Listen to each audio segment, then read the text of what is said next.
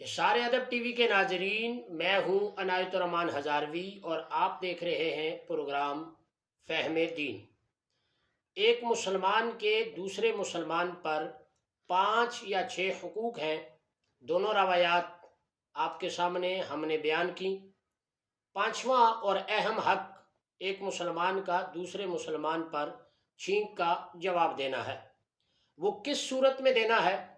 آئیے فرمان مصطفیٰ صلی اللہ تعالیٰ علیہ وآلہ وسلم سے تعلیم لیتے ہیں۔ حضرت انس رضی اللہ تعالیٰ عنہ سے مروی روایت ہے، نبی مکرم صلی اللہ تعالیٰ علیہ وآلہ وسلم کی بارگاہ میں 2 آدمیوں کو چھینک آئی۔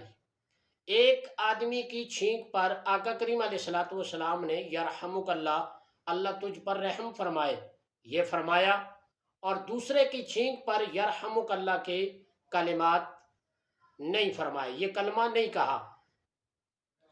اس شخص نے عرض کیا، یا رسول اللہ، میری چھینک پر آپ نے یرحمک اللہ نہیں کہا اور میرے بھائی کی چھینک پر آپ نے یرحمک اللہ کہا ہے۔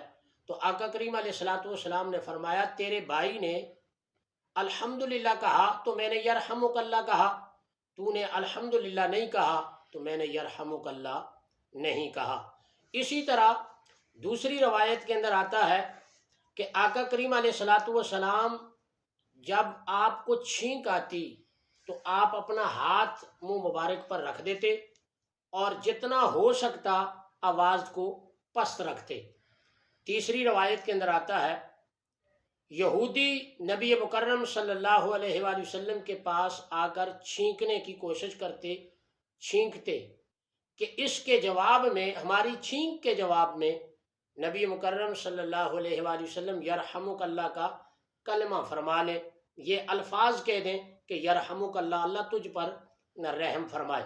لیکن آقا کریم علیہ الصلوۃ والسلام یہودیوں کی چھینک کے جواب میں فرماتے، یہدیکم اللہ ویصلح بالکم، یعنی اللہ تعالیٰ تمہیں ہدایت عطا فرمائے اور تمہارے معاملات کو درست فرمائے۔ اسی طرح شریعت کا مسئلہ ہے کہ جب جمائی آئے تو ہاتھ منہ پر رکھ دیے جائے اور جتنا ممکن ہو روکا جائے، اور جب چھینک آئے تو چھینکنے والے الحمدللہ کہے اور سننے والے پر یرحمک اللہ کہنا ضروری اور واجب ہوتا ہے۔ تو یہ کلمہ ہے الحمدللہ، اللہ تعالیٰ کی تعریف، تمام جہانوں کا پالنے والا، تمام تعریفیں اللہ کے لیے، اور جواب میں یرحمک اللہ کہ اللہ تجھ پر رحم فرمائے، اور وہ پھر آگے سے پھر جواب میں یہ ارشاد فرماتا ہے کہ یہدیکم اللہ ویصلح بالکم، اللہ تمہیں ہدایت عطا فرمائے اور تمہارے معاملے کو درست فرمائے۔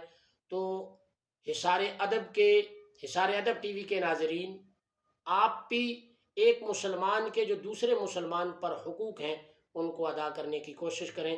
اللہ کریم ہمیں دوسرے مسلمانوں کے حقوق کو ادا کرنے کی توفیق عطا فرمائے۔